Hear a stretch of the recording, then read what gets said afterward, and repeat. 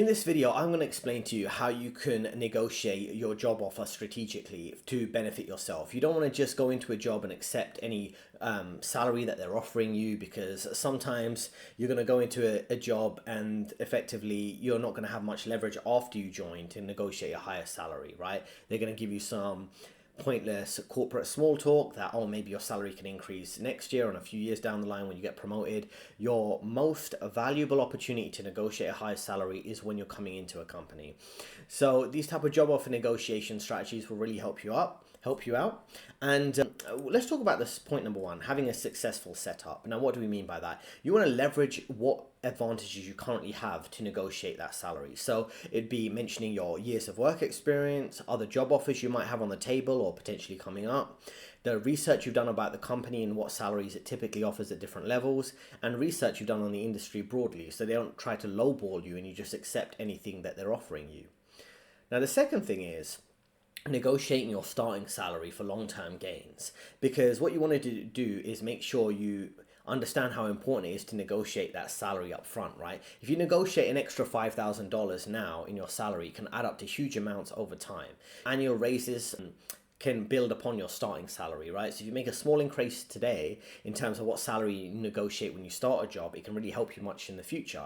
A higher starting salary means more money every year for the rest of your career, right? So even a 5,000 salary increase now is massive. And I've got this example here, right? If you have a 25-year-old and they're having a starting salary of 50,000 and they're working for the next 40 years, for example, you can see how it results in a lot of extra money compared to if they didn't, right? So these are just some rough numbers I put together, but the whole idea is, if you can imagine you're investing this money too. So making 55,000 compared to 50,000 over several years really does add up, especially if you're investing it, right?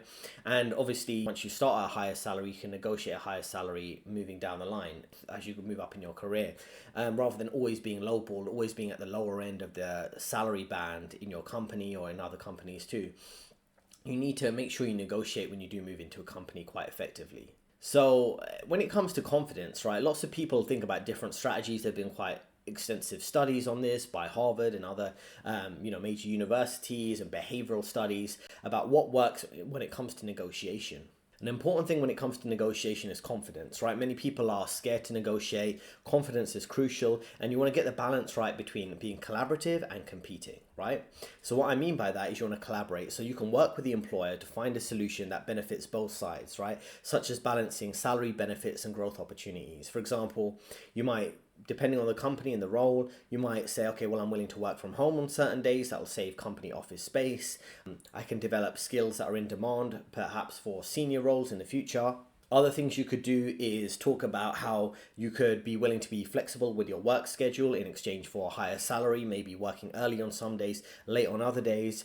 Other things could be maybe you want to accept a lower base salary in exchange for more equity or remote work, right? So it really depends on what leverage you have and what optionality you have. So there's many things to think about when you're collaborating with your company you're going to work for in terms of what you have to offer and what flexibility they may have, because at the point they're at the job offer stage, they're probably eager to hire you. So it's important to kind of leverage that to, get what you want out of the opportunity rather than just simply accepting what they have to give to you at the initial stage. Compete, right? So you want to be able to compete. You want to be able to push for about 20 to 30% rise in your salary, right? You want to push for the highest possible salary you can get, and job perks with little regards for the employer's constraints without being overly cautious about what they want, right?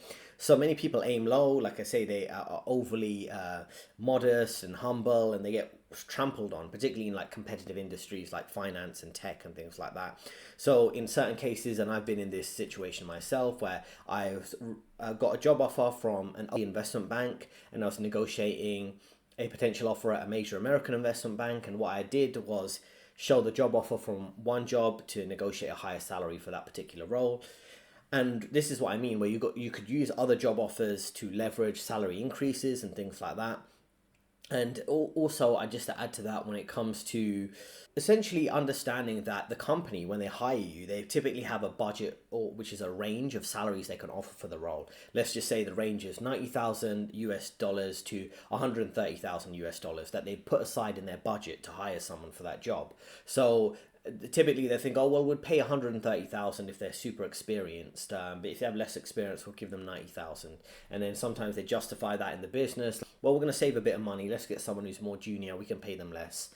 But the company is making billions of dollars of profit. That small salary point of a couple extra 5, 10, 15, 20k is not going to make difference really in the grand scheme of how much money they're making. That's why you shouldn't be like too cautious. You should be able to negotiate, and if they're lowballing you, you should mention all the skills and experience you have and how easy it'll be for them to hire you. And you should have a broad understanding of the job market in the sense of, are there other people at your level with your skills and maybe you have unique experience? And these are the type of things I can help with. I've done negotiations for myself and my clients. I've worked Goldman, Morgan Stanley, other banks, if you're new to the channel.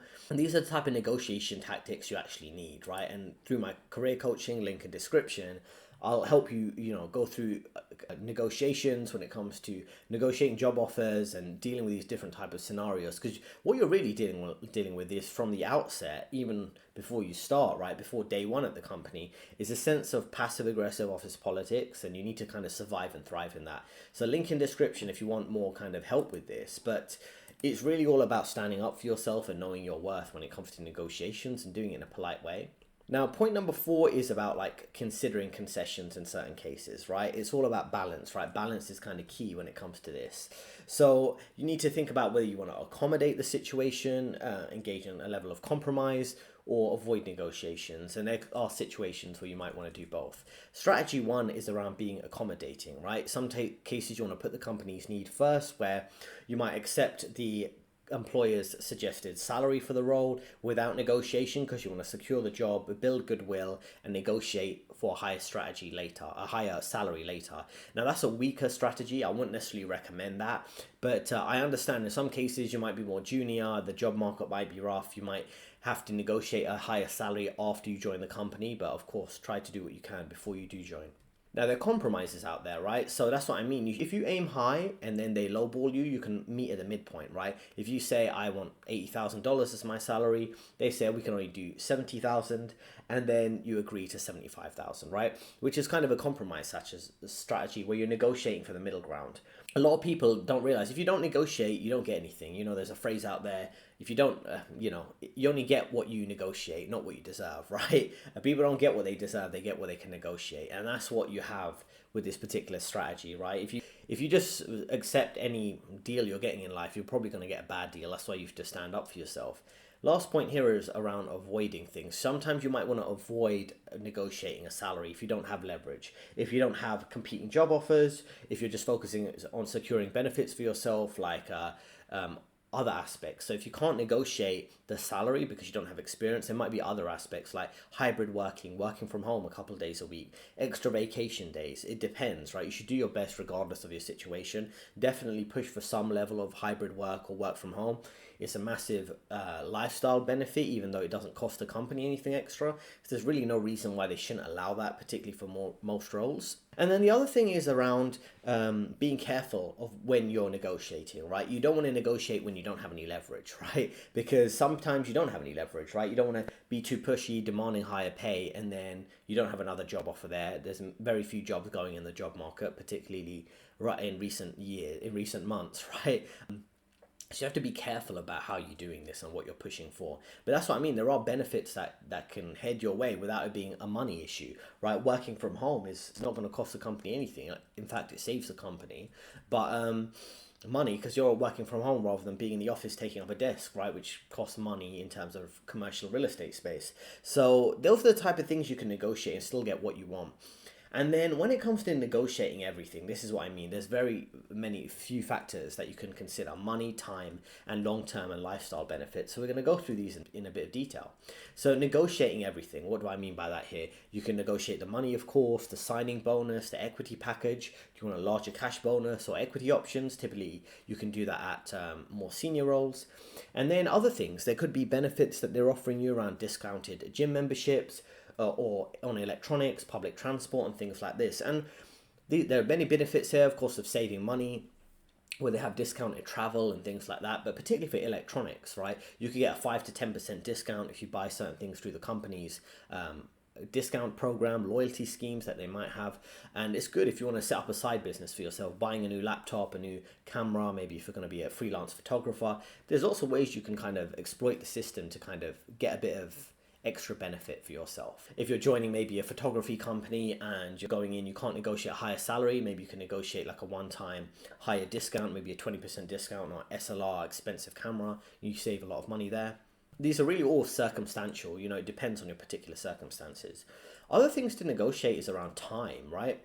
Time is vacation time. Like I say, do you want to negotiate more vacation days, flexible or remote working, 2 days working from home, and sometimes if you have family requirements, dropping kids off at school, picking them off out of school, so leaving the office earlier or starting a bit late, or taking care of family members, elderly family members, or compressed work weeks is another thing to consider, is around saving time. If you're not familiar with that term, some people, typically from what I've seen, working mothers, what they'll do is they will negotiate with a company that they will complete their 40-hour work week, but do it over 4 days and not 5 days. And in 4 days, they get all their work done, and essentially the fifth day, so let's just say the Friday, they have that as a day off. So essentially, they're completing all their work hours in fewer days. It's something I actually wanted to do at one point in my career, where I was like, okay, cool. Well, I can do all the work on less days. Let me see how I can negotiate that. But typically, they don't give it to people unless they are working mothers or like they've got a real family requirement. And unfortunately, a lot of the leverage comes down to either your skills and experience, but there is also a bias if you are, in my opinion, a woman or a woman with kids, where you have a bit more negotiation to have an easier work-life balance, but everyone else has a hard time negotiating that, even fathers who, of course have kids, but they don't get that flexible working approved by the company, right? The company's always scared about gender discrimination issues or lawsuits or accusations of not pursuing gender equality or favoritism towards women, and that's the key legal risk they're scared of. That's why they give them more flexibility. And the other thing is about locations. I know an employee who's like at the vice president, executive director level at a major investment bank, and he wants to spend more time with his family, and what he's kind of opted for is, rather than working in the main head office in central London, he's working 2 days a week in a smaller office closer to where he lives. And this is another thing, right? Having some flexibility in location. If they really want you in the office, do they have a smaller office that you can work in? Or maybe they rent some space at maybe a co-working space like WeWork, and you can work from there rather than being in the office, the head office, where you have to travel and have a long commute to the office. There are all types of flexibility you could be able to negotiate. You've got to be a bit creative about these things.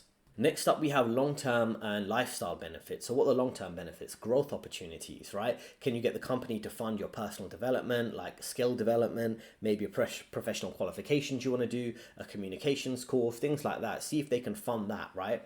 Typically, there is some budget available for that. Then childcare benefits, right? Do you want to do on-site childcare in terms of, do you want to have your kids have a nursery at the workplace? Some major banks, what they have is some facilities for childcare at the actual office, which will be like a separate section on the ground floor. They have like a nursery for young kids, and some of that you can get for free with the company, and they also give some discounts if you want to like use that on a more consistent basis to look after your kids while you're at work.